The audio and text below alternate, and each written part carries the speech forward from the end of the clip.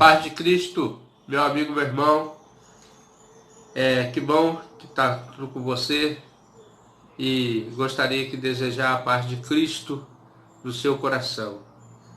Vamos começar mais um estudo do primeiro trimestre de 2021, agradecendo a Deus por esse ano, que nós tenhamos muita esperança, força para recomeçar. Vamos estudar do livro de Neemias e de Esdras nesse trimestre. Estarei falando desses dois personagens. Em outros vídeos já coloquei aqui a biografia desses dois personagens, mas eu prometo que no próximo vídeo colocarei a biografia desses dois personagens. A lição 1, que tem como base o estudo, está em Neemias, capítulo 2, versículo 5. O título da lição é Recomeçar, o grande desafio. Essa lição foi escrita pelo pastor Alonso Colares. Vou estar falando um pouquinho a biografia do querido pastor Alonso Colares. Pastor Alonso Colares é esposo da Sônia, pai de Bernardo e de João Guilherme. Foi pastor da primeira igreja batista em Travessão da Barra, São Francisco de Itabapoana, Rio de Janeiro. E atualmente é pastor da Igreja Batista de Veracruz, campus do Goitacazes, Rio de Janeiro. Graduado em Teologia pela FABERJ, especialista em Filosofia da Religião, UFES, mestre, doutorando em Cognição e Linguagem, UENAP, diretor da Faculdade Batista do Estado do Rio de Janeiro, FABERJ. Então, está aí a biografia do nosso querido pastor Alonso Colares, que é um dos pastores que faz parte da Convenção Batista Fluminense. Desde já, o nosso agradecimento a esse renomado pastor Alonso Colares, né? Então, irmãos, vamos estar falando sobre esses dois personagens desse trimestre. Não só ele, mas outros pastores também vão estar abordando outros temas dessa revista, a Revista da Palavra e Vida, do ano de 2021. Desde já queremos dar boas festas aos queridos amados irmãos e desejar que esse ano seja um ano próspero na presença do nosso bom Deus. A introdução, aliás, vamos ler aqui o texto base da nossa lição, Neemias, o texto base proposto pelo nosso pastor, que está no livro de Neemias, capítulo 2, versículo 5, que diz assim: E disse ao rei: se é do agrado do rei, e se teu servo é aceito em tua presença, peço-te que me envies ajudar a cidade dos sepulcros dos meus pais, para que eu a edifique. Foi o pedido de Neemias ao rei, então, a Nabucodonosor, né? Ao rei Artaxerxes. E ele pediu ao rei que liberasse ele para ir na terra dos seus pais, na terra do sepulcro dos seus pais, a edificar a cidade que estava destruída.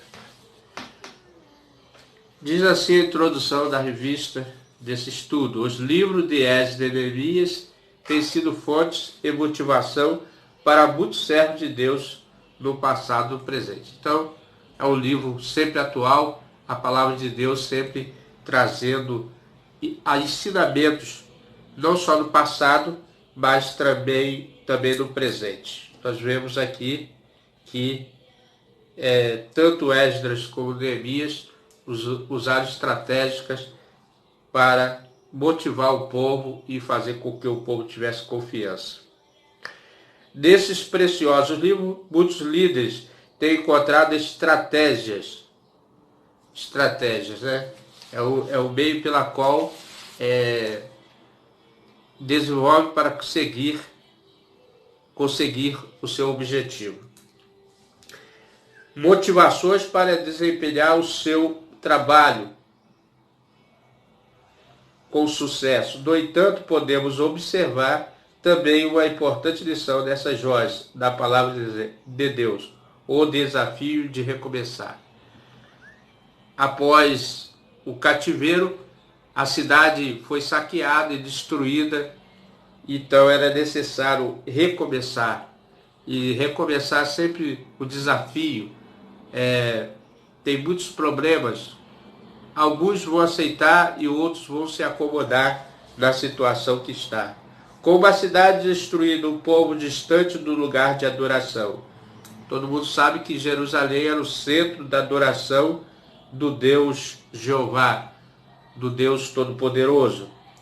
Abandonado. Eles enfrentaram o desafio de reconstruir tudo e foram vitoriosos desta empreitada. O que podemos aprender com eles? E vejamos. Então, nós vamos, a partir de agora, nós vamos entrar propriamente no estudo e nós vamos aprender, a partir de agora, como recomeçar depois de umas situações de adversidade. Adversidade que nós estudamos no estudo anterior. E nós agora já estamos mais aptos a enfrentar essas questões. Primeiro ponto para que nós alcançamos uma vitória no recomeçar. É reconhecer onde foi que errou. Onde que nós erramos. Nós estamos passando pelo processo pedagógico da parte de Deus, quando Ele permitiu que essa doença, a enfermidade, trouxesse um caos à sociedade para que nós achegássemos mais a Ele, que nós buscássemos mais a Ele, que nós tivesse mais encontro com Ele, porque o homem estava distante. Como diz aqui, uma cidade destruída, um povo distante, e muitas vezes da adoração ao Criador. Não podemos ter dúvida quanto ao fato de que tanto Esdras quanto Neemias tinham a certeza dos motivos de tantos infortúnios do povo de Israel. Quantos infortúnios, quantas provações, quantas lutas, mas eles tinham certeza que o motivo pela qual o povo alcançou esses infortúnios. Ele sabia que a causa de tanta dor e sofrimento do cativeiro e de todas as humilhações é que o povo sofrera via dos constantes atos pecaminosos do povo. Então, quando que nós podemos perceber? Nós podemos perceber que o povo cada dia se afasta, cometendo seus pecados, seus delitos, seus prazeres, e não se arrepende dos seus pecados. Então Deus traz assim enfermidades, guerras, lutas, para que o povo se aproxime dele e reconheça que depende exclusivamente do Criador. Certamente as ações pecaminosas sempre gerarão derrotas em nossas vidas. Apesar dos empecilhos, ainda o ato mais severo, a certeza é que vai trazer derrota para o povo, para a pessoa. Podemos notar, porém, tanto na vida de Esdras quanto na vida de Neemias, o coração pronto. Então, esses dois personagens, tanto Esdras quanto Neemias, o que Deus via neles para que levantasse ele, que ele despertasse ele para essas obras, é que eles tinham o coração apto, o coração pronto, obediente a ouvir a voz de Deus e fazer a confissão. O coração pronto para a confissão. É necessário que nós confessarmos os nossos pecados diante de Deus, para que Ele venha e apague os nossos pecados. Todos nós, seres humanos, estamos diante de um quadro difícil, de luta, espiritual. Todos nós passamos, queira nós reconhecermos ou não, que somos seres espirituais. Por exemplo, no livro de Esdras, no capítulo 9, o verso 7, e no livro de Neemias. Vamos dar uma examinada aqui nas Escrituras. Esdras, né? Esdras no capítulo 9, verso 7, que diz assim: desde os dias dos nossos pais até o dia de hoje, estamos em grande culpa por causa das nossas iniquidades ou dos nossos pecados. Fomos entregues, nós, os nossos reis e os nossos sacerdotes, nas mãos dos reis das terras, a espada, o cativeiro, o roubo, a confusão de rosto, como hoje se vê. Então, era um quadro pintado por eles, por Neemias, pelo ato que eles fizeram. Eles foram derrotados e levados cativo e pelo roubo, pela confusão, pela espada. Então, quer dizer, quando todas essas coisas, essas lutas, adversidades vêm na vida do ser humano, de uma nação, principalmente aqui a nação de Judá, é que ela foi entregue por causa da constante onda de pecado cometido contra Deus, que não se arrependeram, que não confessaram os seus pecados para se arrepender. No livro de Neemias, o capítulo 1, o verso 6. Então, em Neemias também, capítulo 1, verso 6, que diz assim: esteja, pois, atento os teus ouvidos, os teus olhos abertos para ouvires a oração do teu servo, que eu hoje faço perante ti, e de dia e de noite pelos filhos de Israel e teus servos. Eu faço confissão pelos pecados dos filhos de Israel, que pecamos contra ti, também eu e a casa do meu pai pecamos. Então ele inclui nessa oração, não só ele, mas a casa do seu pai e o povo de Israel, pelos pecados cometidos contra Deus, porque ali estava um conserto, e ele orou a Deus que ajudasse nessa tarefa. Desculpa, irmão, estou com problema no nariz, de respiração, os irmãos não reparem, não. Então, estava nessa tarefa de confessar a Deus os seus pecados. Deus sempre usa pessoas, diz assim, a intenção do coração desses servos do Senhor e o temor a Deus. Nós sabemos que o princípio da sabedoria é temer a Deus, é o temor, o respeito em seus corações. Deus sempre usa pessoas com coração e mente totalmente devotado a Ele. Então, se você quer agradar a Deus, se você quer servir a Deus, tenha o coração devoto a Ele, o coração entregue a Ele. Deus também usa pessoas com corações humildes, dispostos a servir. Uma das qualidades de Neemias e Esdras é que eles eram humildes, tanto é que eles confessaram os seus pecados e oraram e intercederam por suas vidas e pela vida dos outros habitantes daquele local. Certamente não será instrumento para o louvor da sua glória pessoas mais intencionadas com motivações que gerem práticas malignas. É claro que Deus vai sempre eliminar do seu contexto pessoas que não querem, né, porque Deus não quer, é que essas pessoas não querem obedecer à voz do Espírito Santo, à voz de Deus. É imprescindível ter em mente que o Senhor usa aqueles cujos corações e mentes estejam dispostos a servir e obedecer. A obediência é melhor do que sacrificar. Obedecer com humildade e mansidão.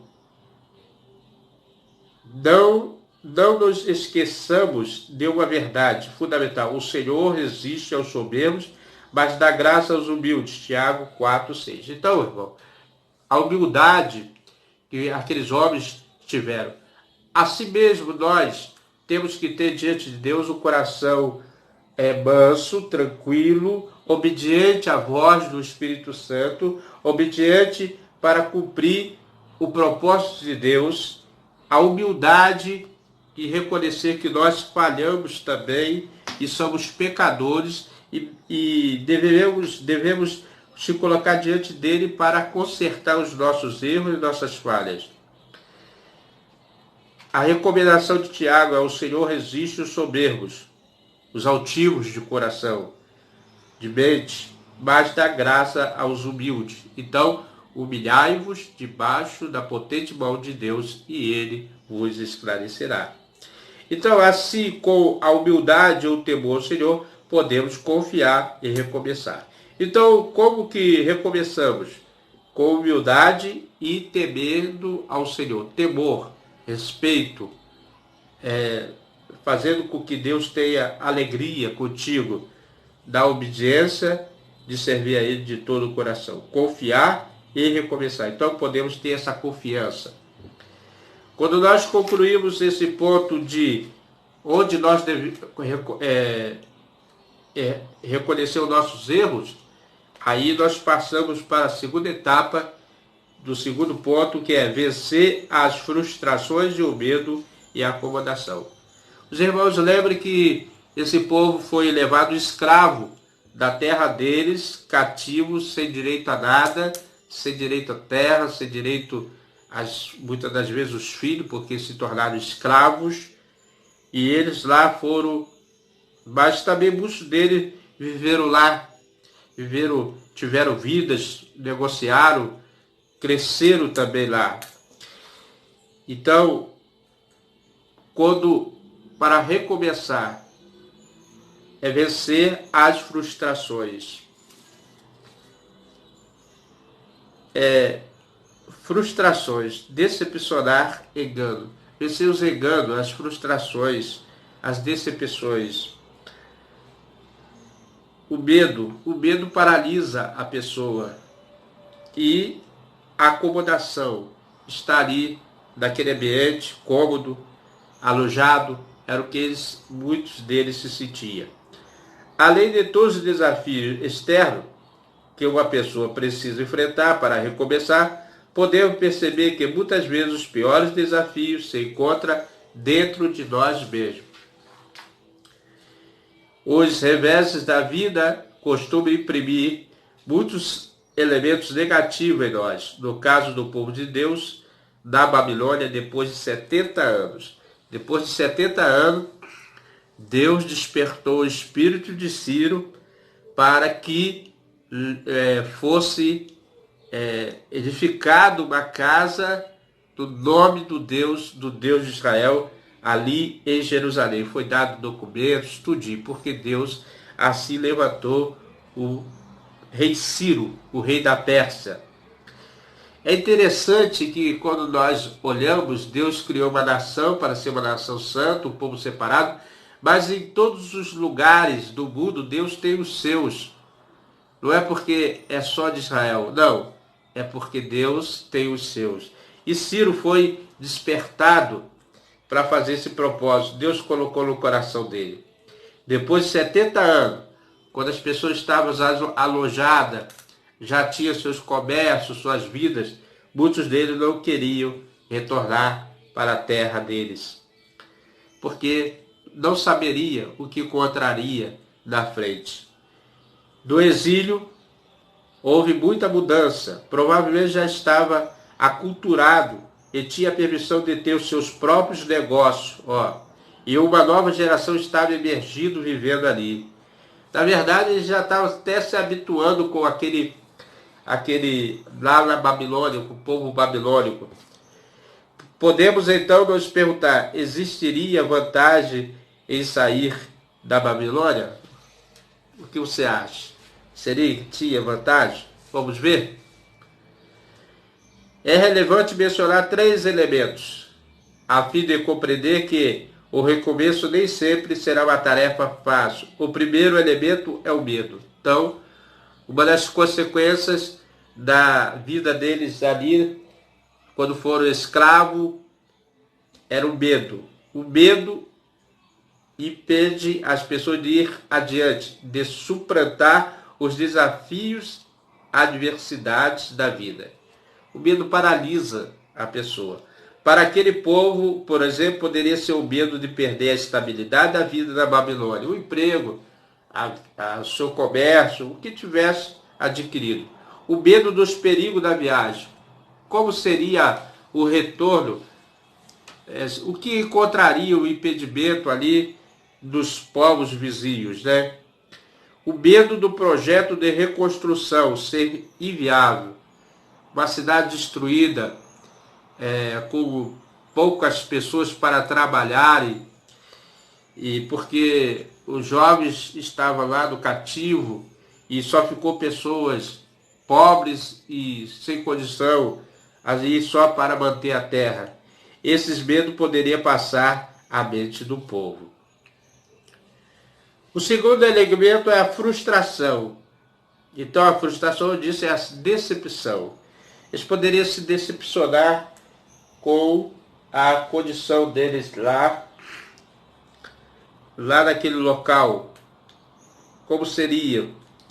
Segundo elemento, e no caso dos exilados na Babilônia, eles tinham sofrido uma derrota acachapante sobre Nabucodonosor. Muitos se lembravam de toda a humilhação que foi a destruição de Jerusalém. Então estava traumatizado ainda pela guerra.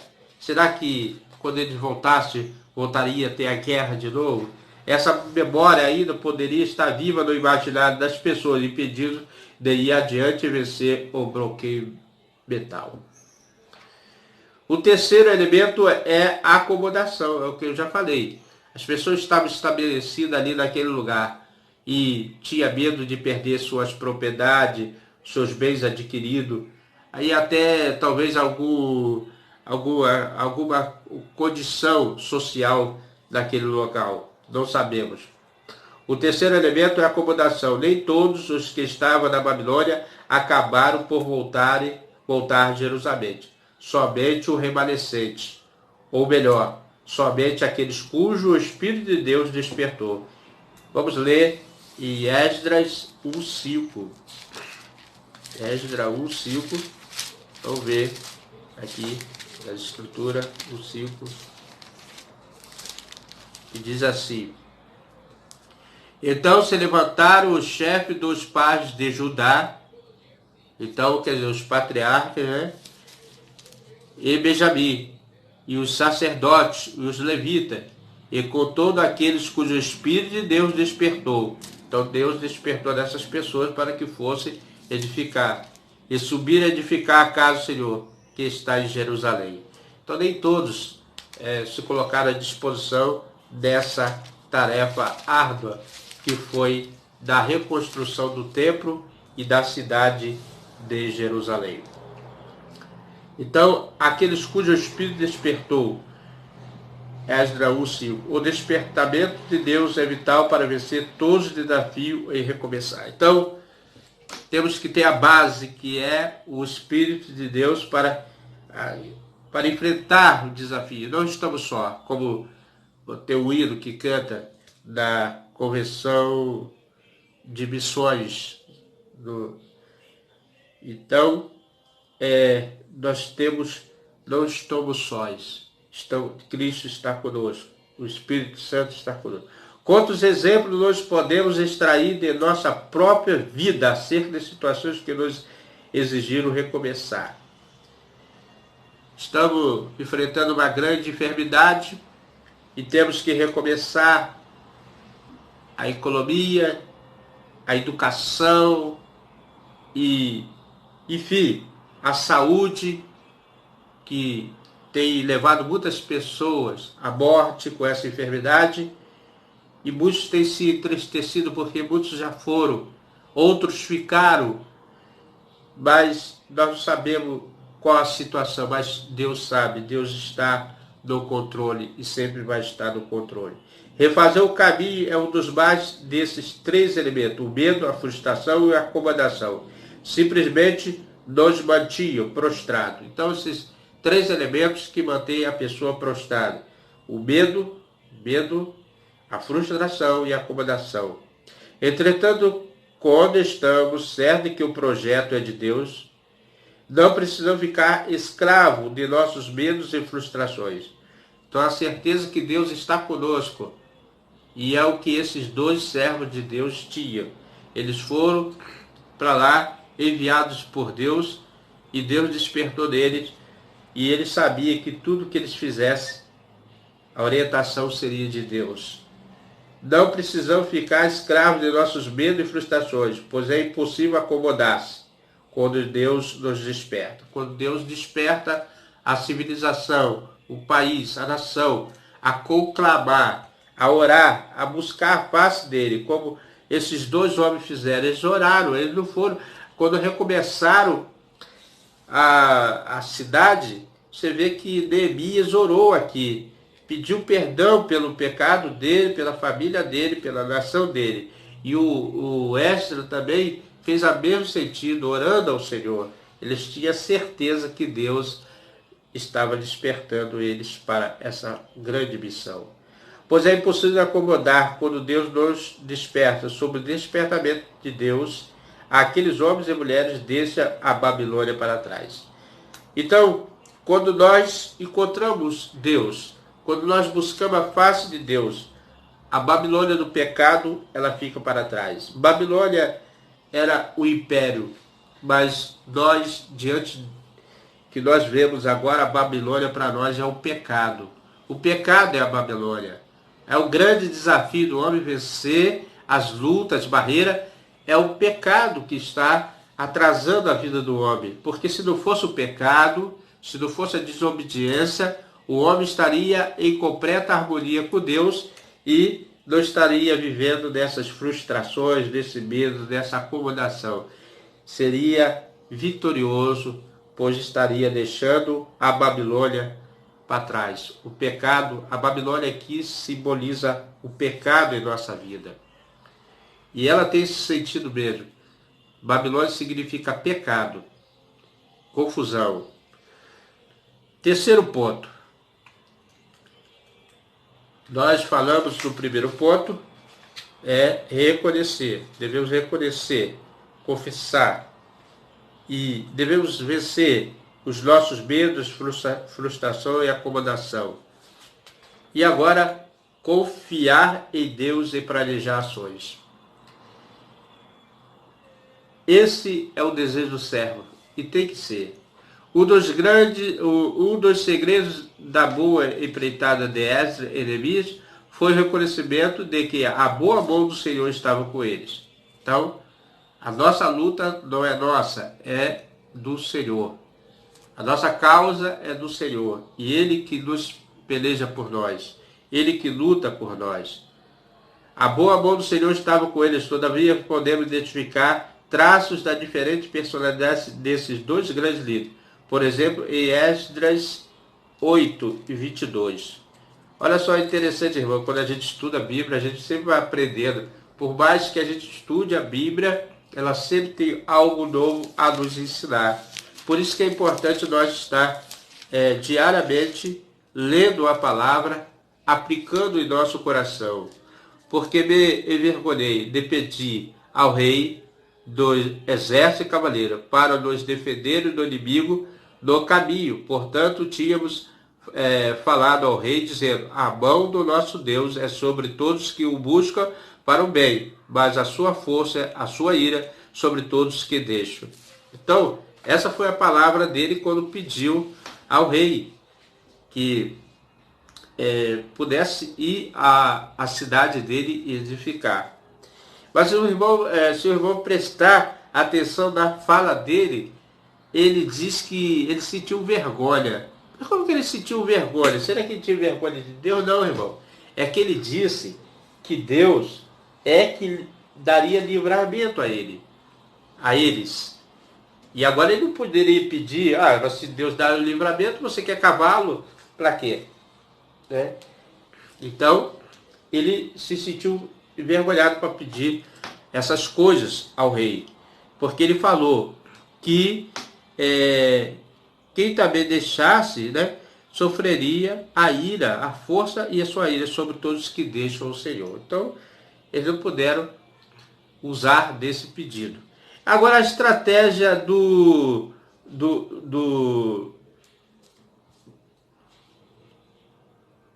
essa é a estratégia do Esdras, né?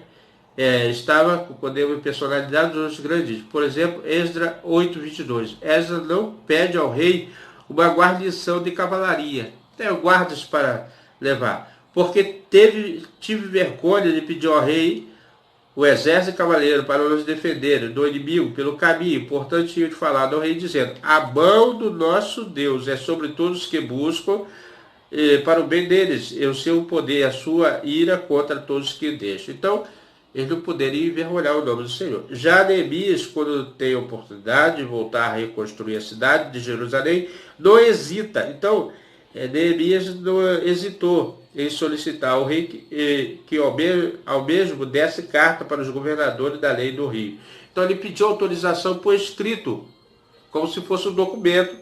Na verdade, era um documento, era um carimbo do rei, né, selado, uma carta com o selo real, para que ele permitisse tirar as árvores da floresta para cobrir as portas de Jerusalém. E como diz, como também uma carta para Asaf, guarda da floresta do rei, para que me dê madeira para cobrir as portas do passo da casa, para o muro da cidade, para a casa em que houver de entrar. Está em Neemias. Vamos examinar aqui a escritura rapidinho. 2:7. Rapaz.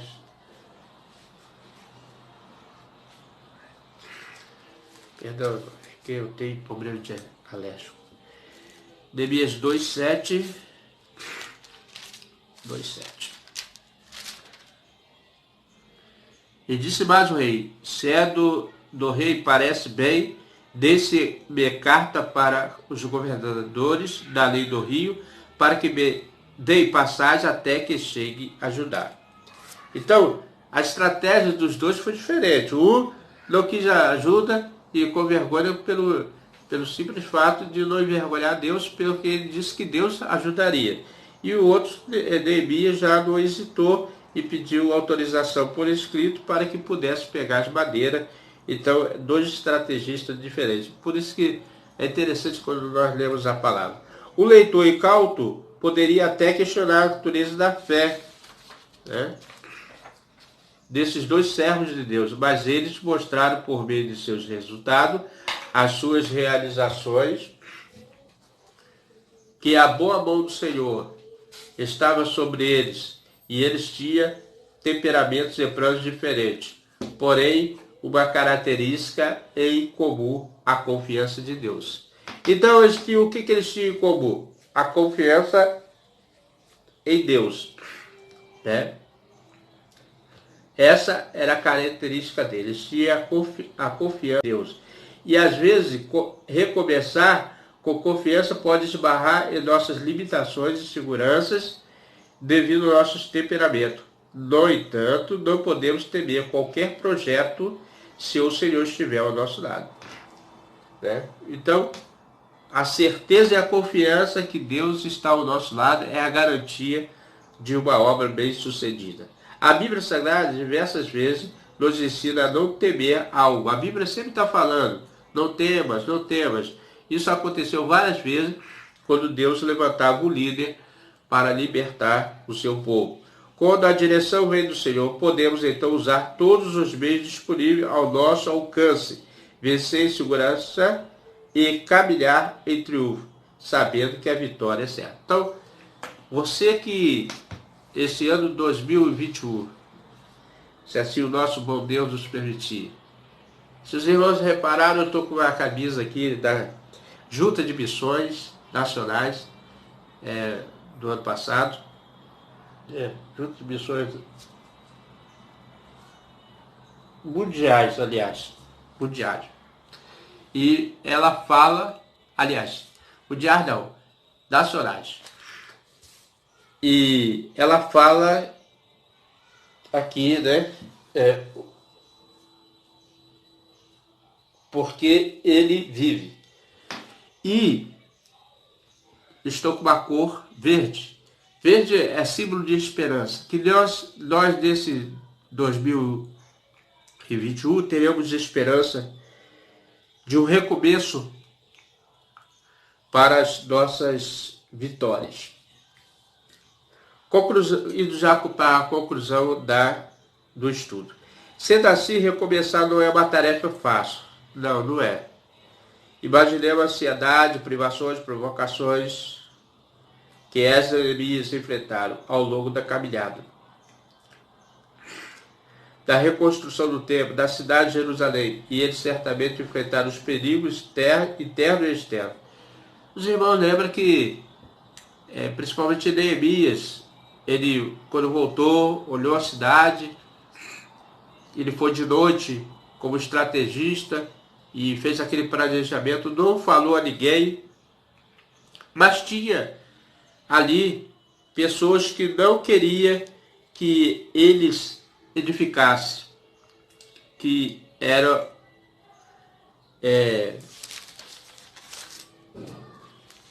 os inimigos do povo de Deus. E nós podemos ver que esses inimigos sempre estão lutando para que nós não nos levantemos. Mas o que eles fizeram? Principalmente Neemias. Eles não deram ouvido à voz do inimigo. E isso que muitas das vezes o inimigo vai tentar fazer. Vai tentar jogar coisas na mente, no coração, para que não sejamos vitoriosos. Eles certamente enfrentaram perigos interno e externo, contudo não desistiram. Eles foram até o fim e saíram vitoriosos. O que impede você de recomeçar o bom projeto e ficou para trás? Converse com o Senhor sobre isso e peça que Ele revele a sua vontade. E se Deus aprovar, siga em frente. Então, irmão, que o nosso bom Deus, nesse ano 2001, nos capacite e que Ele possa nos, assim, estar sempre conosco para que possamos vencer. Para pensar e agir, algumas coisas para pensar. Você identifica alguma insegurança em sua vida para empreender um projeto e recomeçar algo que foi destruído? O que falta para vencer esse desafio? Então, é uma pergunta que você pode responder. O que falta para que você vença esse desafio? Quais são os seus projetos que ainda não recomeçou? Segundo, qual é a maior qualidade de Esdras e Neemias para vencer? Você se identifica com essa qualidade em sua vida? Terceiro ponto, se você considera ensinar para aprender com os erros do passado e não mais cometê-los, senão, o que falta para mudar? Né? Tem pessoas que acham que não errou em nada e que Deus é culpado de tudo e quer culpar as coisas, culpar as pessoas. Nós temos a nossa parcela de culpa desse processo e devemos fazer o que Neemias e Esdras fez. Confessou os pecados. Quero orar juntamente com vocês. Primeiro quero agradecer aos amados que têm inscrito no nosso canal, têm colocado a confiança e de nós sempre estar aqui na frente dessa câmerazinha, mas com humildade, com mansidão para falar do amor de Deus, que é o mais importante. Todos nós somos servos. Ninguém é Senhor nem mestre. Há um só mestre, um só Senhor. O Senhor Jesus Cristo. Oremos a Deus, agradecendo pela vida de todos. Pai, ó grande Deus, poderoso, Criador do céu e da terra, ao único, ao Deus invisível, perdoa os nossos pecados, nossos erros, Senhor. Nos dê a condição, Senhor, de estar na sua presença. Usa-nos conforme a sua vontade, conforme o teu querer. Perdoa os nossos pecados, perdoa, Senhor, a nossa arrogância diante de tantas coisas. Abençoe os ouvintes, aqueles que entregarão suas vidas, Senhor. para que possam ser abençoadas. Em nome do Senhor Jesus Cristo, ao Deus Todo-Poderoso, quero te agradecer para todo sempre. Amém e amém. Meu amigo, meu irmão, se você tem gostado desses estudos, venha conosco, se assim o nosso bom Deus nos permitir. Até o próximo estudo, se assim o nosso Deus quiser. Amém.